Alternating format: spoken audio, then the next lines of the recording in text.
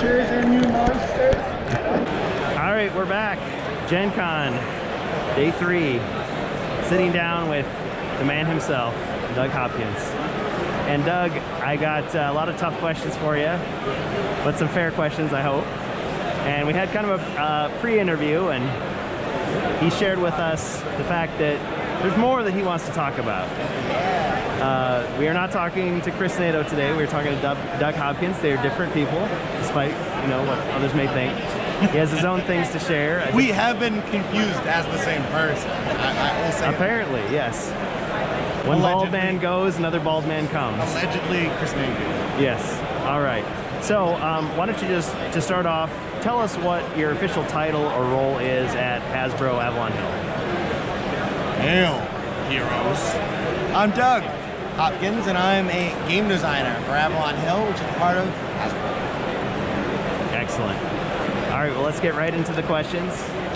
A lot of HeroQuest fans are asking a lot of things, and I think one of the questions, I'm just going to start out just generally speaking, why is it that you can't tell us about projects that haven't been approved or completed yet?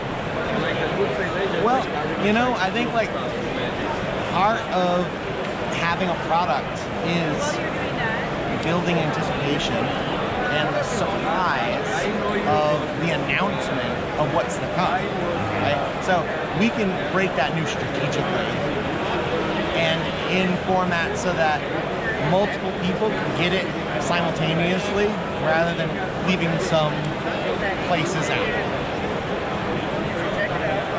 That makes me think of another question that's not on here, which is about leaks. I suppose there's a difference between something that you purposely put out there to build anticipation versus something that wasn't supposed to be revealed. What do you do? Well, I suppose you can't really tell us what's a leak and what isn't. I mean, Hasbro doesn't really comment on leaks, so I would think you should really trust anything said by not official source. It's just a rumor until it's confirmed. It's a rumor until it's not. Yep. Fair enough. Fair enough. Very good. And we have many questions, so that actually eliminates a lot of questions that we had here about Crypt of Perpetual Darkness, Wizards of Morcar, Japanese HeroQuest, things that I think people want. And what would you tell those people? Would you tell them to just not care about that, or do you guys want to hear about this? Are you tired of hearing about it? No, not tired at all. We care if you care, and we listen. I think we've got a great track record of listening to you. I feel like you do listen. Thank you. Keep telling us what you want. You might not always get what you want, but we do try to work your desires into our products for sure. Very good. And I think some of these questions, we had a great interview with Patrick earlier, and he helped me understand a lot of the marketing stuff, which was great, just like last year. And I think there's definitely something you have to say about that. Well, I mean, with any wizard, there's a good wizard and an evil wizard. So, I'm not saying Patrick's the evil wizard, but I'm not saying that he's the evil wizard. So. Very good, very good. Okay, a lot of these questions were answered already by the reveals at Gen Con here about the dice and the new expansions, new content. What about these Ogre Horde ranged goblins? Why were they called archers? Was that because of the original, or what was the deal there? Because you're a design guy, so these are the kinds of things that matter to you, and I suppose no decision is made just for no reason, right?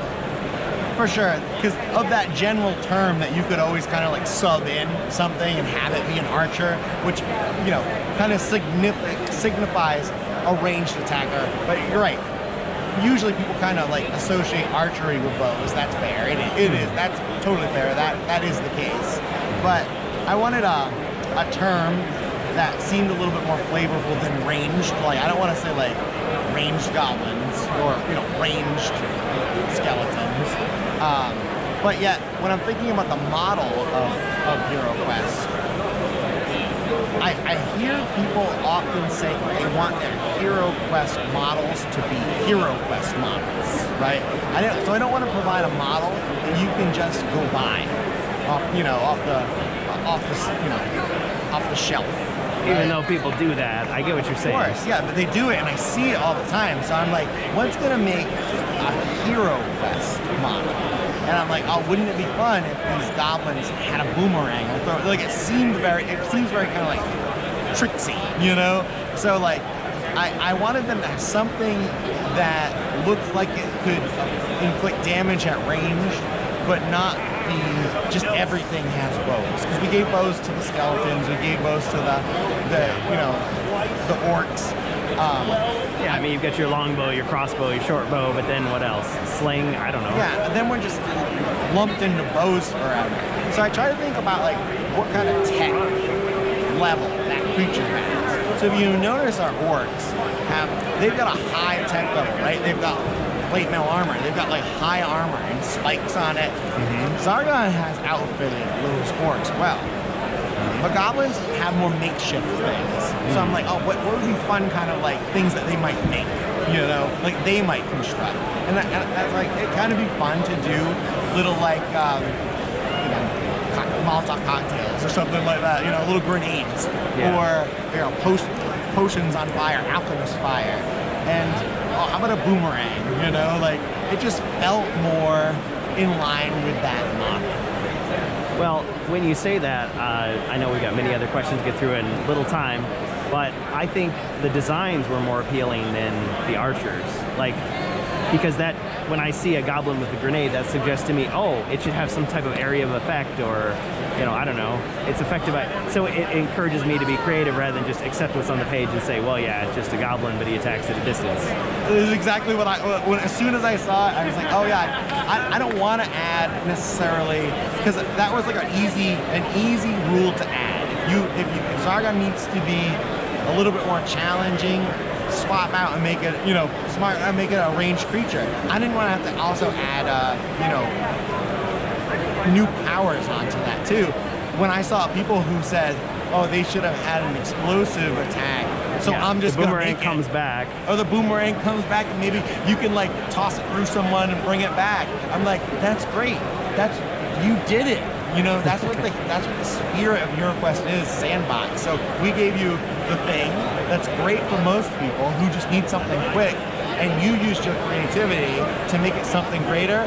That's what the fans have been doing for 30 years. And I feel like, I said this before the interview, that I hear a continuity with what Chris and Tess were saying last year. The same way is you want us to expand. You don't just want to, we just read it off the page, and I mean, for some people that's enough. Yeah. But for a lot of people, it's like, I can go the next step. Yes, I see where this is going, I can take it further. Yeah, that's what makes HeroQuest great. Like it's a simple rule set, it's very accessible, but oh, you can just pour your heart into it. Yes, sir. Yes, sir. Okay, so moving on. A lot of these are answered. We have different colored dice. Well, would you ever consider doing like an omnibus style, like all the quest packs in one bound book, like call it Lore Tome or something? Fans have done that. Do you think there's any need for doing something like that, organizational wise? Yeah, I mean, I've seen that on social. I definitely think that's an interesting idea, but we're a small team. So if we do that, that would be the product we would put out for that, you know, season, because it would require a lot of work. We would have to go, you know, tinkering with it to make sure that it was something that everyone wanted. So I have to ask myself, is that better than a new expansion? And I don't have the answer. That's why you all have to let us know what you want on social. When you say what you want, we listen and we can point to it, and that's what we call insights, right? So when we make decisions on what we're going to put out, we base them on insights. So keep telling us what you want. So it's better to say, I want this, than when is X coming out? Because the answer is, well, I don't know, unless we think there's a demand and it's something we can do. That's pretty fair. All right, great. And we had a question earlier. We were talking about the fact that on the Avalon Hill Discord, you answer a lot of questions, but you answer rule questions. Yes. The other questions you pass on. So do you ever feel like when the fans do something, like the fans answer the question for you, you don't have to say anything? Or do you feel like you need to like get in there and say, no, no, no, that's your way of doing it, but we have our intended way that we want you to do it? Is there a conflict? So, I mean, we have so many knowledgeable fans that chime in and give the correct answer.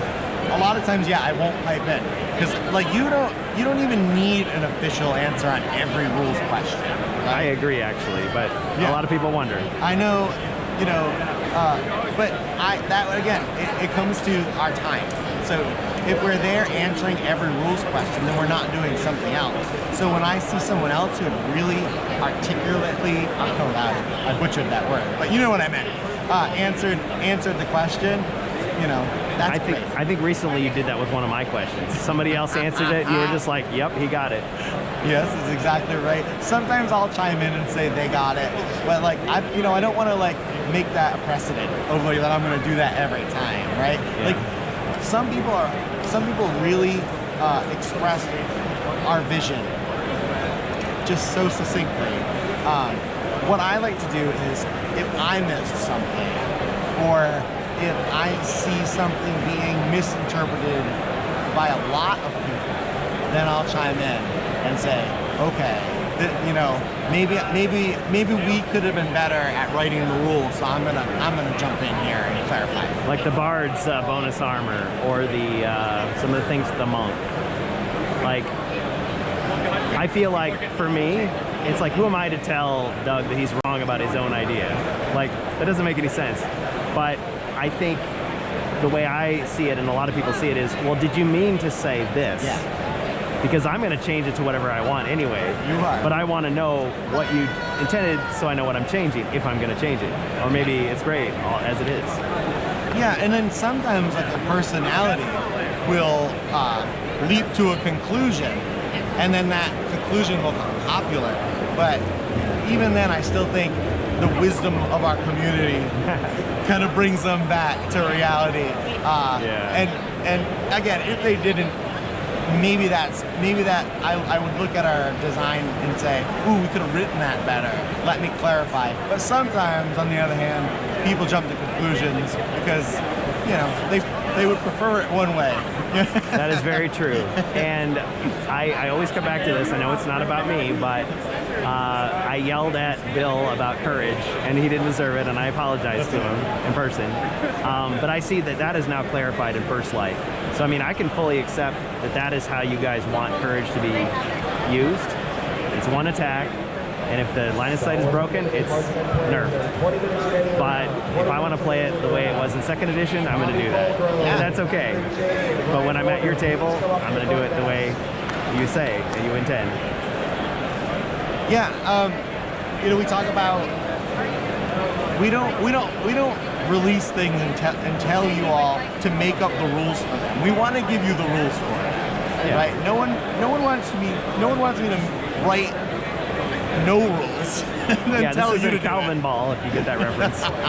Oh no, I don't. But Calvin and Hobbes, he's a oh, little Calvin kid. ball, yeah. He changes the rules so that he always wins. Right.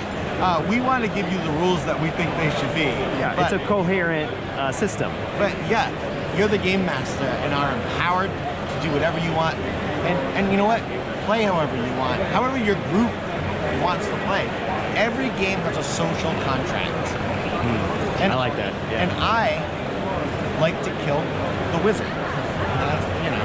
And everyone playing with me knows it and works as a group to protect that wizard. Or if someone's low on life, you know what I mean? Like That knowledge would have really helped a few days ago. I did really try to kill Kurgan in the game. Oh, it was great. Yeah. We had a great time playing. This guy was having a ball. He was running around back and forth. He was doing victory laps. It was wonderful to see. Yeah, other than writing HeroQuest rules, I also roll black shields on defense all the time. Yeah. Is you put your thumb a certain way? No, just kidding. Yeah, you can roll it if you just kind of like give it a little twist as you roll it every time black shield.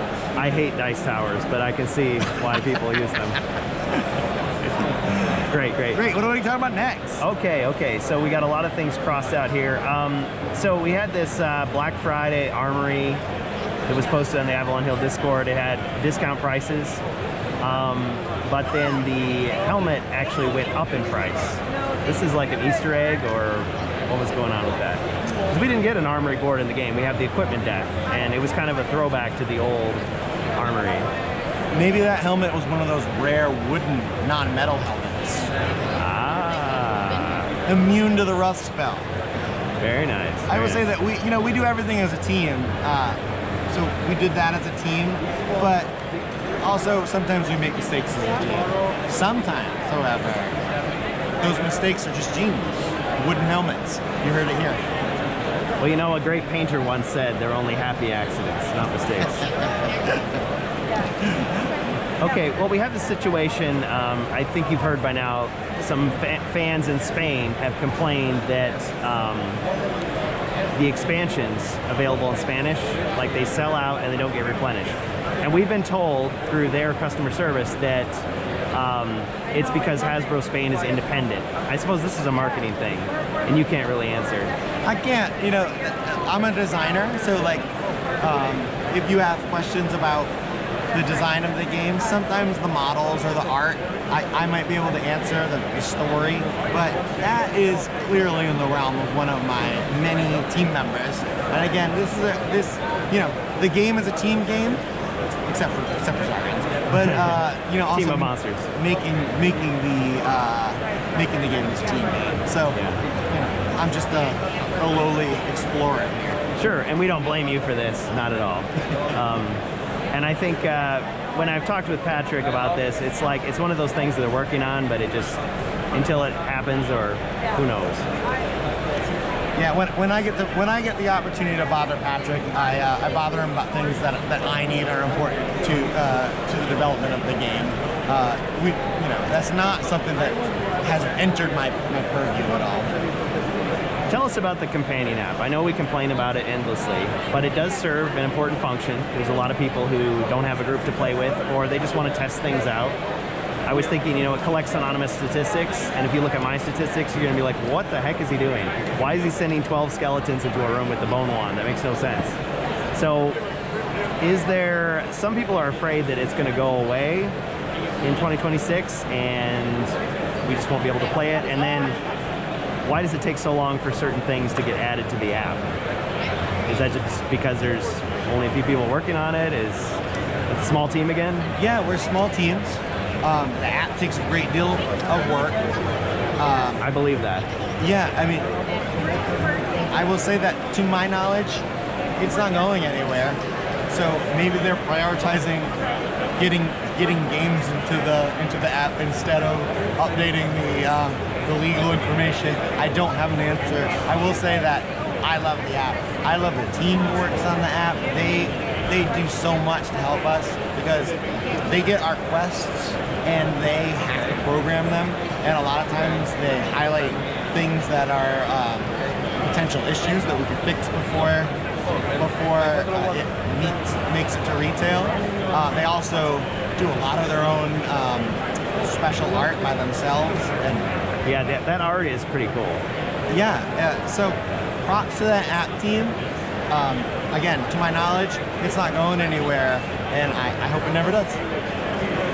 One of the things that I commented on with the app over the years is the fact that Zargon isn't evil enough, like he doesn't have enough nasty things to do to the heroes, and you guys did add the attack weak and the double wandering monsters and all that crazy stuff. I think there's definitely people that want more of that. Should we ask for it? Yeah, ask for it. I'm sure they would love to do more, but they have a lot on their plate, don't they? That's true, yeah. Yeah, it's a great amount of work, so we'll have to see what the future brings for that. And I would say I'm beginning to see now that I've seen more of the app, because at first I was like, why do I even need this? I play with people, but I'm beginning to see every new quest pack has new rules, new optional rules, and the app has to interpret that somehow. So they have to program that all, I assume, from scratch. That's right. All right. Okay, tell us about this Against the Ogre Horde tournament rules. I think, I don't know if you ever look at La Guardia de Morcar, it's the Spanish channel. Oh yeah. Cristobal referred to it as Kill Team Hero Quest Edition. this tournament. So, are we going to have officially sanctioned HeroQuest tournaments? What's going on with that? I'm so glad you asked. I will say I have to lead with I have no knowledge of any officially sanctioned HeroQuest tournaments. If that's in the works, we haven't announced it yet. Underground, unsanctioned tournaments. I will say though that I'm really glad you asked that question because that was a really big source of pride for me. We added that with you all in mind. We thought, let's give them something that they can create content with. And I have seen people creating content with that. And that really warms my heart. I'm like, yes, they're getting it. They're seeing that we're giving them things. I see the tournaments that people are running on some social media outlets. When I went to Italy, I saw the fan group there running their own tournaments, and I'll just point out they didn't run the tournaments how I wrote them. I wrote them so that they would be fair for the heroes and the heroes would win, right? Hopefully by the skin of their teeth. But they rewrote them to be more fun in a tournament environment. And again, that's just the strength of HeroQuest. Make it what you need, and I loved seeing them execute that.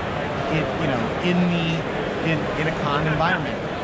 We put things in our expansions for you. Another good call out is Jungles of Delphrag. That choose your own adventure system was for you so that you could talk about the choices you made and why you made them. What ending did you get? Why did you make those choices? Why did you go left instead of right? I want you to talk about those things and share your stories with your fellow HeroQuest fans. And now you have this like new way that you can sandbox. Maybe it inspires you to do your own choose your own adventure quests and talk about those. I guess I don't do enough of that. I mean, when I do a game, we record our sessions, and so I think, well, it speaks for itself. But who's going to watch the 3-hour game? So sometimes, like one of our players, Jacer, like he'll say, "Oh, the brave dwarf did this, but he was unable to." And so someone might hear that and go, "Oh, I want to see how that is." And I know that it's maybe not as exciting as maybe some other people have done, but I have used the arena rules. So we started playing Crypt of Perpetual Darkness, and it started in a tavern. So we decided to make it a tavern brawl. Where the town guard, loyal to Zargon, comes in and starts attacking the heroes. And so they have to fight this huge mob of mercenaries. So, and it was tricky. It was hard for me to keep track of, like, because it was a different way of playing. Yeah. Keep track of, okay, have I activated this guy? Well, I got to make sure the token is somehow balanced in the right place. But I think we had fun doing it. Yeah. It was something new. I mean, again, you raise a good point about tavern. Like, there's another piece that I keep seeing people. Oh, we put the tavern off to the side, and that's where our heroes are between quests, right? I see people using the tavern like that, and I love it. And that was an inspiration behind Rise of the Dreadmoon that we put the hideout in. I like the hideouts. Yeah, and you see them put like little things, for the heroes on the floor in the hideout. Because I'm like, maybe they'll use hideouts in their game. When I see you using things creatively, it inspires me to give you more things like that. And again, I'll jump into another example from Jungle. I see you painting that little picture above the fireplace and above the Mage of the Mirror fireplace, putting your own craft into it. Oh, and the treasure pile. And you were pointing that out to me earlier. Right. The blank frame. Yeah, the blank frame is there so so that you can add your special touch to it. What's in your jungle? I want to see it. When I go on social and I see you posting your little touches to our miniatures, I'm like, I need to do more of that for our fans because they like it, and that gives you something really interesting to share. Oh yeah. Do people send you stuff that they made? Oh, I suppose.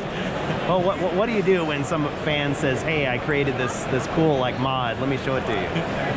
Yeah, I try not to look at homebrew stuff because then people think that I borrow their ideas. So when you talk to me, don't tell me how to do things. Tell me what you like, and then I'll figure out how to do it. So yeah, I try to keep, I don't want to poison my well over here or make anyone feel like I'm borrowing from them. Or stealing. You stole my idea. Dang it, you knew. Well, so do you ever hold off on doing something officially because you see the fans have already done it? or does that make you more want to create your own version of that? Yeah, I mean, if everyone was saying that they liked a theme, then I would call that an insight and say like, ooh, I should do it officially. Like, we really want to put alchemy in the game. A lot of people seem to like the alchemy. I love it. I actually love the alchemy bag. So it never really like registered with me that equipment, like, you know, things might have an equipment bag can be a potion. So I just put things that you can consume on the alchemy bag. You can expect that in the future. Ah, very nice, very nice. I think people were asking about, yeah, standalone stuff, but I suppose that falls into the category of things that aren't announced yet. Keep asking for it, and if there's a way, you guys will do it with your limited resources. Yeah, just a reminder, we have limited time. So things that you ask for, you have to ask yourself, would most people want that more than more expansions? Yeah. I seem to remember, this was some time ago, Chris answering a question. People were saying, well, I want more elf-themed dice. And he said, well, would you rather have that or would you rather have more figures? Yeah.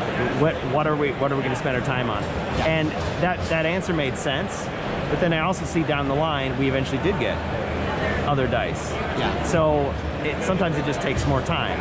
Like, okay, we'll make it up to you in the Guardian Knight, we got it. Yeah, or what's right, like I really wanted to put a board in the jungle expansion. I know people wanted a jungle board. A themed board, yeah. Yeah, but for the price point of a jungle, I would eat up my budget for other cool stuff. So I was like, oh, I could put bigger jungle tiles, but then keep lots of models, right? So that had to be a choice that, like, what I thought like most people would want in their expansion. And now that you've seen First Light, you can see that we've got a new board in there because we don't have all the models. So I had room to do that.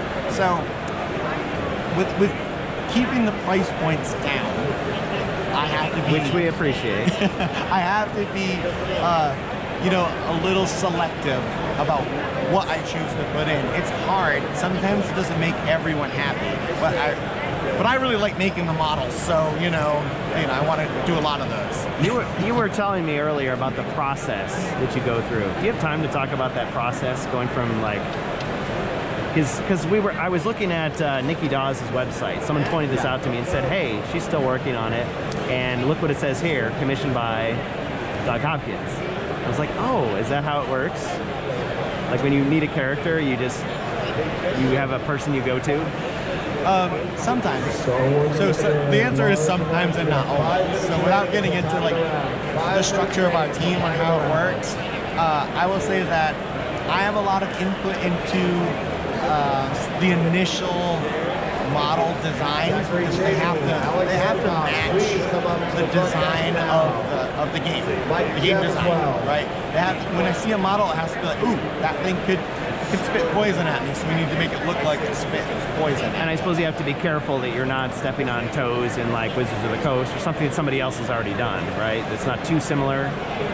I don't spend a lot of time looking at all those other things. And again, I don't want to taint the process. Can't taint the well. So it makes a certain amount of sense. Yeah. Okay. It was really great to see Stephen Baker and all his involvement. I think at the start, a lot of us thought, oh, they just brought him in as a one-off, just like they brought in Joe to get the D&D players to notice us, and they brought in Stephen to, say, hey. But the fact that he continued on and continued to have influence, even though he's a freelance vendor, I mean, he's not obligated to stick around and do stuff. We really appreciate the fact that he has been involved, but I suppose we don't know the future. We don't know if he's going to continue to be involved. Didn't he have something to do with First Light? Or yeah, he wrote the quest for First Light. So, like, part of this is like, who's going to be authentic to that expansion?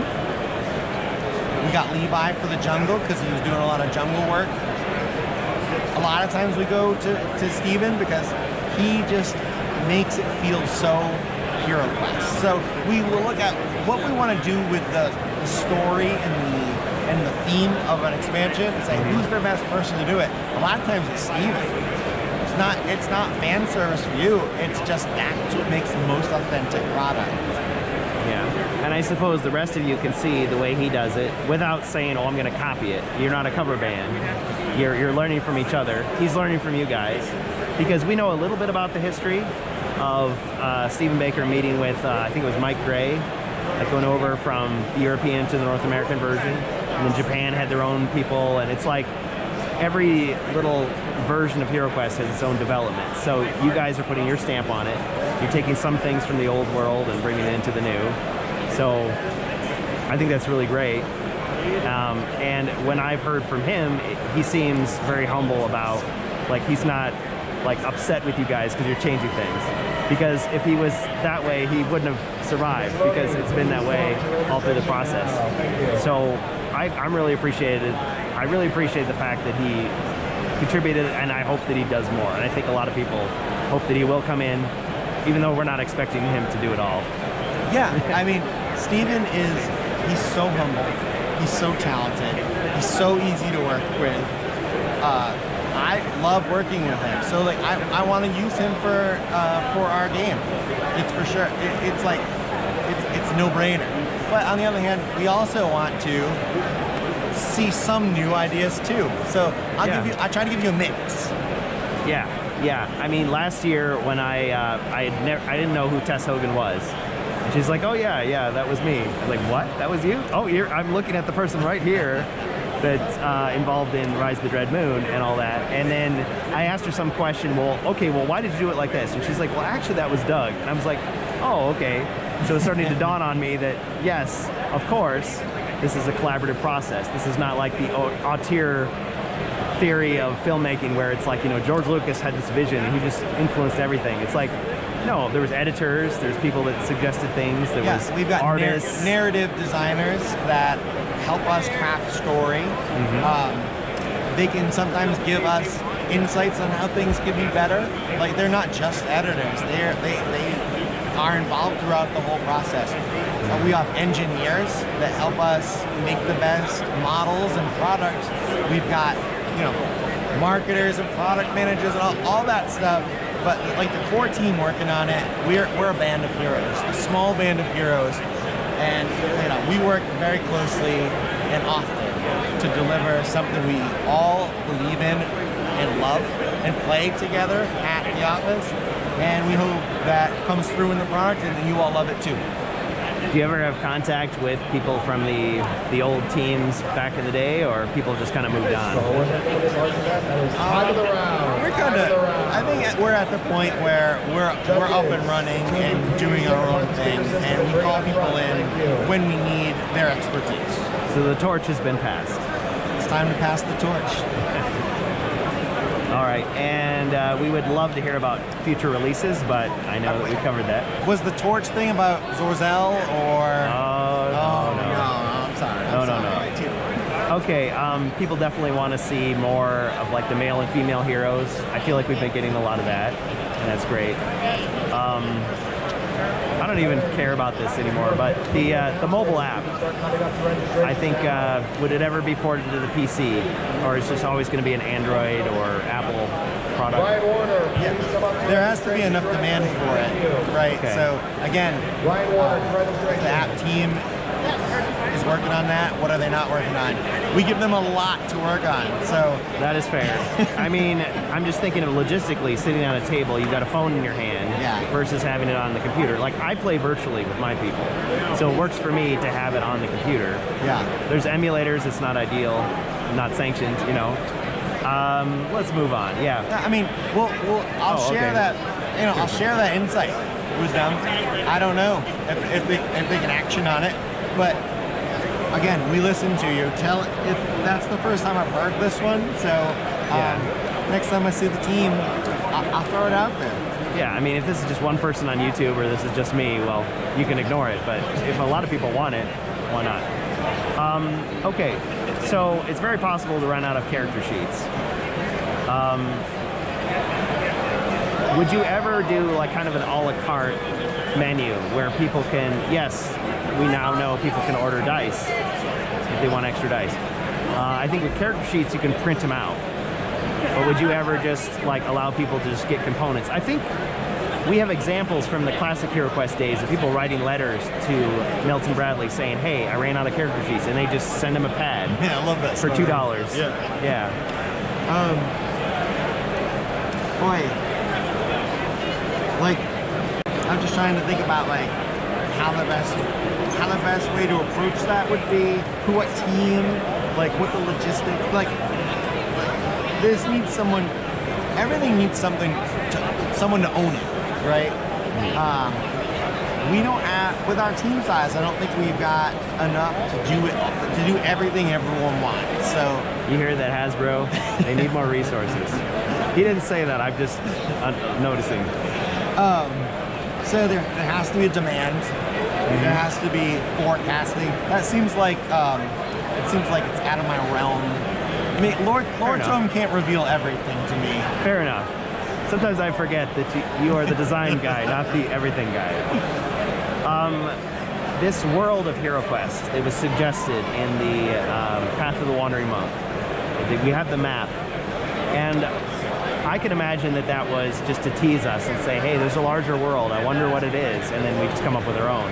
But what was the intention behind the little stops on the way that the Wandering Monk is going through the world? Yeah. I know the answer, but I want to hear it from you. That map is the Wandering Monk marking their journey. We will be doing Prime shortly. I believe that on the styles, on the techniques, that the map, those acts mark where they learned things for their skills, for their powers, for the techniques.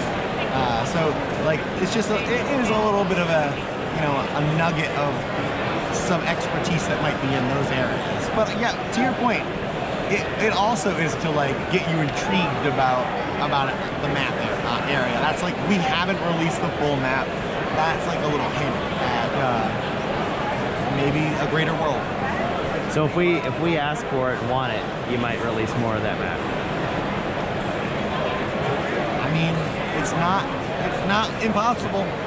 Or you're gonna say, no, do it yourself. No, I don't do it yourself. We'll do it eventually. I think it's good even for us to know where everything is. I mean, if we might even have our own map kind of in the works that we don't share, but maybe the world needs to see, our realm.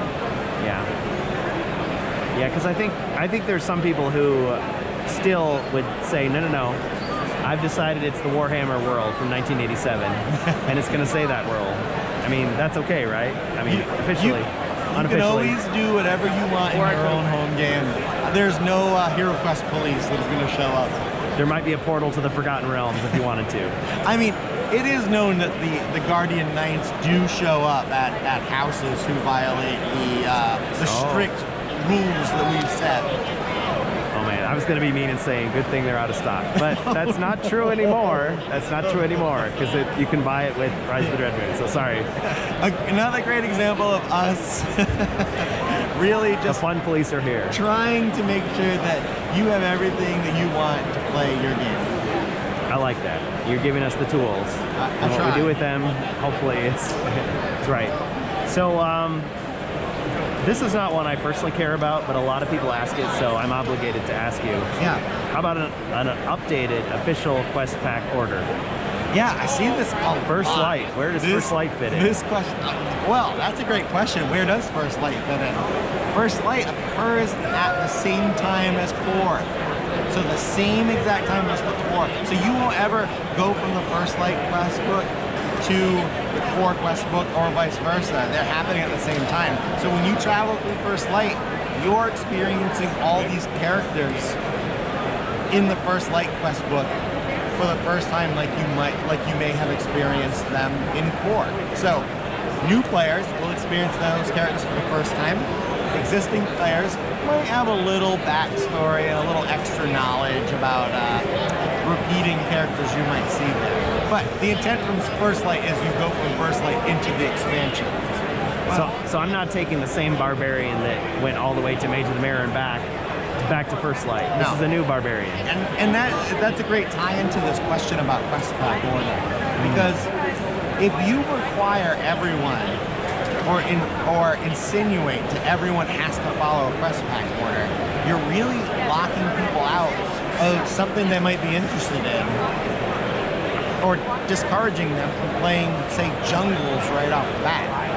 And if you look at what we've been doing with our most recent expansions of Ogre Horde and Jungles, the first quests are kind of like the old solo quests were to gear up one player. These new quests are to gear up multiple players. So when we're playtesting them, a lot of times we start fresh. Fresh new characters in all these expansions. Because that encourages someone who loves the jungle to pick up the jungle expansion, try it with their new heroes. And I understand that there's people who want to go through in a specific order. Sargon really has to work on it because we have like people with closets full of potions. How do you ever make a dent in those people? Exactly, right? So